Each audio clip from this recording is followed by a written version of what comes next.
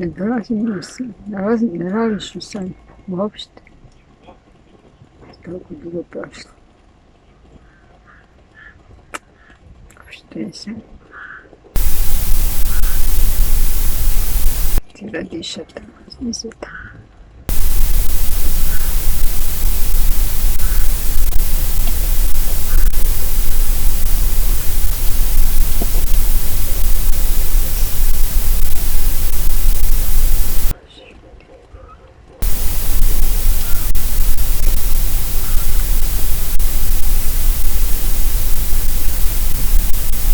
Kako vidiš, neko?